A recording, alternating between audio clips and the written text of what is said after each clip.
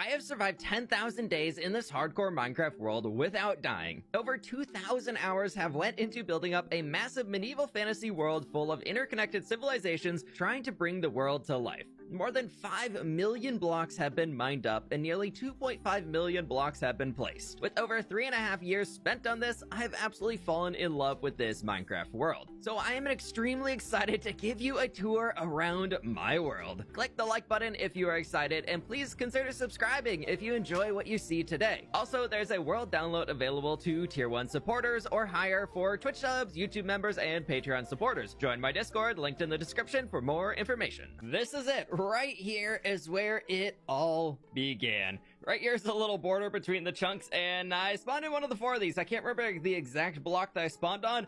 All I know, it was summer right over here, and I placed my first crafting table in the world right here as this block. I have never moved it. I've left it there the entire time, even though it's in a very awkward position.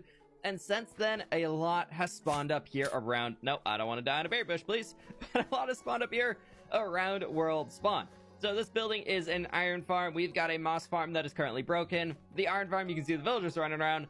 That thing is unfortunately just outside of the new smaller spawn chunks since I created this world so long ago. So it actually doesn't work anymore, and that's a bit of a bummer. Right in here, we've just got a little house if I ever need to run in and get a safe place if I jump out of the end. This is a cactus farm that doesn't work either, I believe, because I thought they could work normally in spawn chunks, and you learn things, and oh, actually, I guess it does work now, right? New update fixed it, so this actually runs now. Great! I have a cactus farm! Oh, I didn't know that either. We can walk on up this direction past our iron farm. I went for like this ruined look with a lot of stained glass, as originally I wanted like a magical element incorporating amethyst, because those were pretty new back then.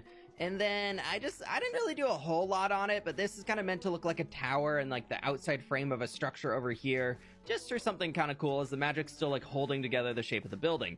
I have an absolute ton of farmland around this world that is super fun.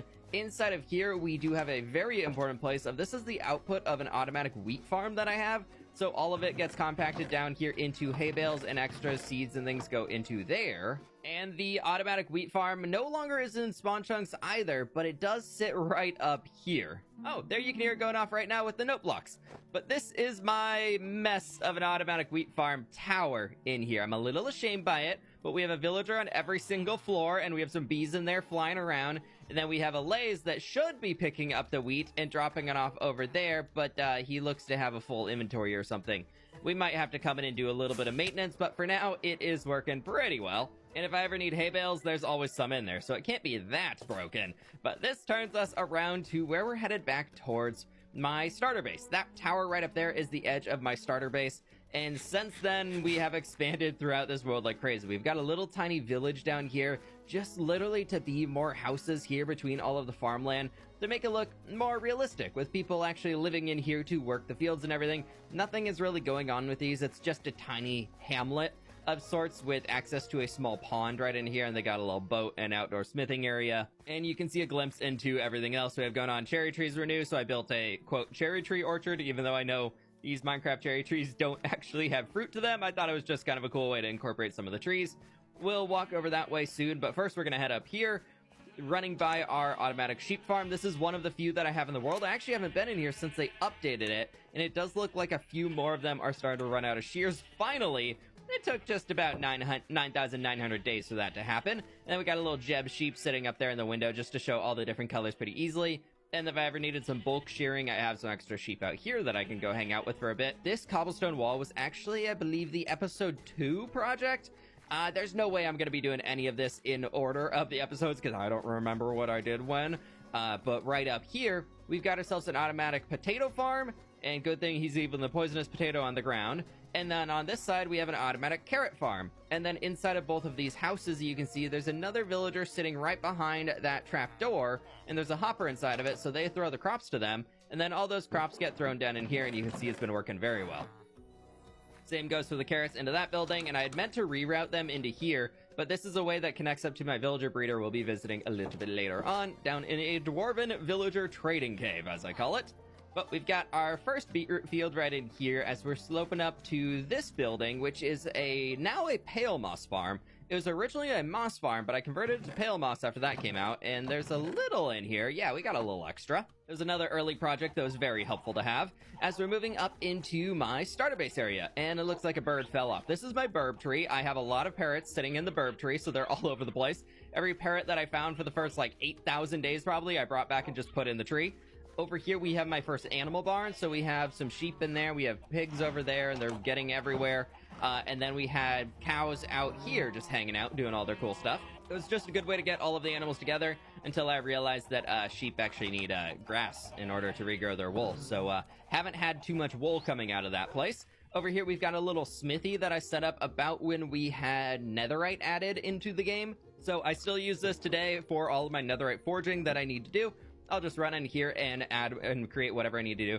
I do have a bunch of extra tools and books and things hanging out in these spots, so if I ever need new tools, we got Efficiency 4 in there, we've got Mending, and we've got Unbreaking and Fortune 3 in there, and I believe Silk Touch is somewhere around. I might have used them all, actually. But I have my first little tiny stables that has my first donkey and my first mule in there, and I believe this is one of my first horses. Well, no, this is Mustard, who's my newly retired horse. Almost the fastest, but then I found a faster one, which is even better. And up here is my starter house. This is where the entire place expanded from this building here. And I actually still use this as my storage room for the most part. So I've got a lot of copper up here. I've got a lot of the other goodies in all the barrels. I've slowly moved items throughout the world into their own unique storage rooms that we'll get into soon. But you can still see I'm actively using a lot of the space in here. And we've got a lot of our riches and stuff over in there. Even underneath the floorboard, we have a lot of wither skeleton skulls and blocks of coal if I ever need them. And then my bed, where we can take a sleep right up here. We got a little map for the first buried treasure map that I ever found, and then just some extra random diamond goodies in here. Extra empty shulker boxes stored up in the attic, along with just a random skeleton skull in the first Deep Dark that I explored. I just left all of that loot up here because I didn't really need it. This right here heads across the road into the tower, where at the top of the tower, I have my enchanting setup. So this thing has been pretty useful, and we got a few extra books in here. This is actually still the enchanting setup. If I ever need to enchant anything, I head all the way up there. It's kind of nice to still be able to revisit and still be using the things that I started with building when I made this world originally, and so it's super fun for that. And then just a random little offshoot over here, we can get a very cool view of the valley all the way across the world tree, custom mountains over there with the obelisk sitting on it, as this is my lumber storage area. As mentioned, I moved a lot of materials out into the world so that I'm constantly exploring around to look back at everything that I have created. So in here you can see all of the logs auto sort into there, and then I manually sort all of the extra things into their own over here with the sign matching to what's actually stored in it. Since new log types have been added, we now have our bamboo and our cherry in there, and then over here we now have our pale wood as well. One more wood type, and then this thing is full to the brim, and I'm going to need to look into another solution. But for now, I really like it, and it's super fun to be able to have all of my wood materials in one place that kind of makes sense world lore-wise. I don't do a whole lot of lore in this world, but I do want everything here to look like it could feasibly